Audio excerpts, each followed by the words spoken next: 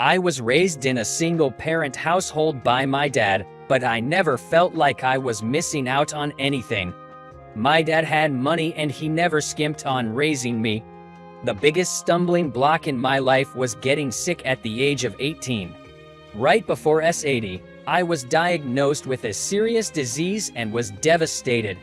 Even I was given an individual's life expectancy and grappled with life and death, but my dad tirelessly supported me and made sure I got surgery. Thankfully, the surgery completely cured my disease. I started college 2 years late, and I didn't want any pity, so I kept my disease a secret. Looking up to my hard-working dad, I studied hard, and now I'm a top-notch salesman, hustling every day. My efforts, frequently visiting clients, have paid off, and I consistently rank at the top in sales performance. I'm grateful that the boss trusts me and has assigned me the responsibility of training the newbies. Work is going great, but my personal relationships, not so much. That's because there's an employee in my sales department named Lily Johnson who doesn't like me. Respecting Mike. Why? He's not that bright. Today, as always, she is loudly bad-mouthing me so I can hear. The people who are involved with her are the newbies that I am in charge of training. The newbies, caught in the middle of the tiff between me and Lily, can only force a smile, while she don't care about it, and kept bad-mouthing me. Mike started college 2 years late and it's not even a prestigious one. He might be good at sales, but with that brain, who knows how long it'll last. She has an arrogant personality and often bosses people around. Though she's a nuisance, no one dares to reprimand her, because she is the daughter of one of our major clients. Lily, you see, got into our company through connections and started the same year as I did. I guess my success in sales is too much for prideful Lily to bear. She often mocks me, and I'm used to it. But it's heart-wrenching to see the newbies dragged into her constant bad-mouthing. Ready to head out to a client meeting, I donned my jacket and grabbed my bag, giving a reassuring pat on a newbie's shoulder as I passed. Think of me whatever way you want. Maybe you, Lily, should keep your mouth shut and get back to work. Seeing the relief on the newbie's face, I noticed Lily's face turning red with anger. She glared at me, not hiding her annoyance. Well, seeing your plain face is so depressing. I better finish my work soon or I'll be late for my dinner date. Oh, I'm sorry. I bet with that face you don't have many women chasing you, right? And no girlfriend, I presume. Sorry, that sounded like I was bragging. She often brags about her wonderful boyfriend. He's the heir to a huge corporation, and being the beautiful heiress she is, he's the perfect match for her. But whatever kind of person her boyfriend might be, it's none of my business. Work is my love right now. Her sarcastic comments never bother me. I headed off to my sales appointment, and even though she was glaring at my retreating back, I didn't care. My motivation right now is improving my sales performances. Maybe because I once had a brush with death due to a disease, but I find joy in being of use to the company and talking to various people. However, to my parents, it's concerning that I, at this age, don't have a girlfriend. One day, my dad brought up the idea of a blind date. I wasn't in the mood for relationship or marriage right now, but my eager dad had already arranged a date for me. It was bothersome, but now that the date was set, I felt I had to go. I headed to the designated luxury hotel that day. I thought I'd just meet her, and then either turn her down or she'd turn me down. But when I opened the door to the private room I was led to, I was lost for words. Sitting there was Lily. She was wearing a red dress and had her hair done up. She looked beautiful. When she saw me, her eyes widened in shock. No way. The blind date is with you, Mike. This is the worst. I felt the same way. Seeing her displeased expression, I sighed and reluctantly entered the room. This blind date was set up by my dad and her father, so my dad would be joining us. Her father, David, should also be here, but like my dad, he might be running late. Being alone in a room with someone you don't get along with was stifling, but I had to respect my dad's wishes and stay. I heard from my dad that my match would be the next CEO. So why are you here? Must be some mistake. This is just awful. Honestly, I feel the same way. But I couldn't pick a fight with her, who's the daughter of our business partner, so I voiced my lingering doubts. Lily, didn't you mention you had a boyfriend? Are you sure about this whole arranged date?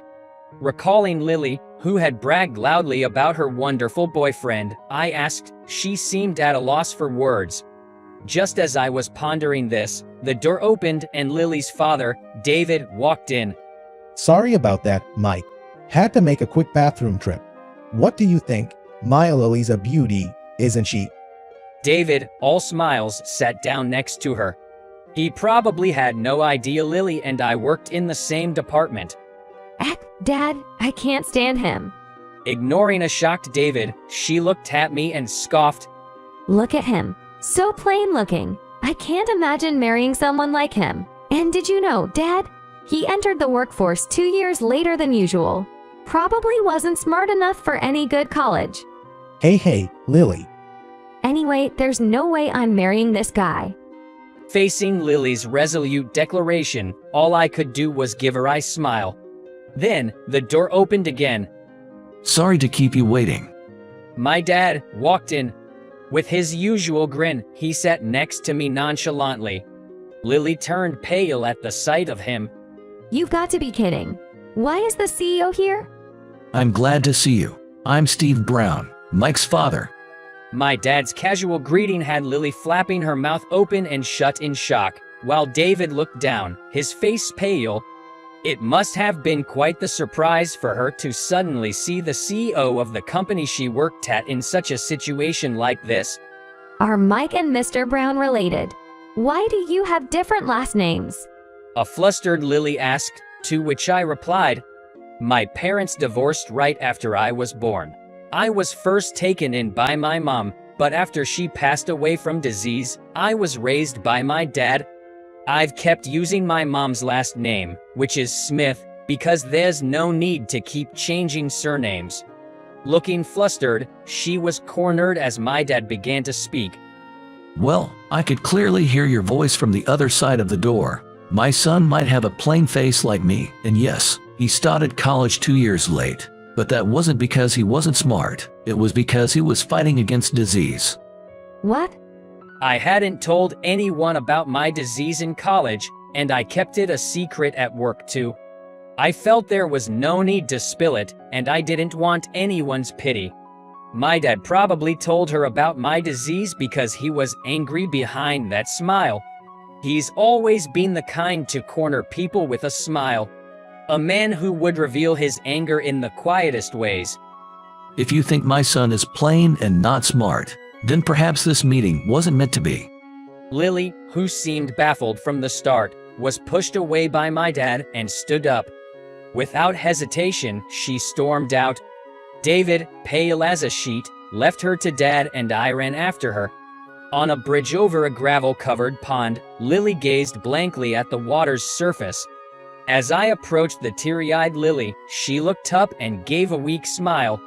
It's funny, isn't it? You've always laughed inside, hiding the fact that you're the CEO's son. Making fun of someone like me must have felt like a comedy. I didn't laugh. I hid my status because I didn't want to be treated differently. I never imagined it would lead to this. I regret making you feel humiliated. She started talking, her expression melancholic. Apparently, she always envied me. Through her eyes, I was someone admired by the newbies and consistently at the top in sales performance, truly an exceptional individual. Being raised as the CEO's daughter with immense expectations, she felt insecure about not being at the top and kept making sarcastic remarks towards me. It seems her tales of dating a wealthy heir were just a facade, a lie for show. Like me, she didn't have a boyfriend, and her parents, concerned, arranged this blind date for her. You can mock me. It's clear how insignificant I am. I never did. True, your words were annoying, but I don't dislike you, Lily, Why? because I know how hard you've worked, Lily. Everyone knew she got her job in our company through connections. Yet, she never received warnings regardless of her performance. Still, she worked hard and consistently secured the second spot in sales. Even though she often yelled at me loudly in the office, she knew I always had the newbies back when they were overwhelmed with work and that I consistently tackled tasks with a broad perspective. The newbies are aware of how hard you worked. Nobody is making fun of you.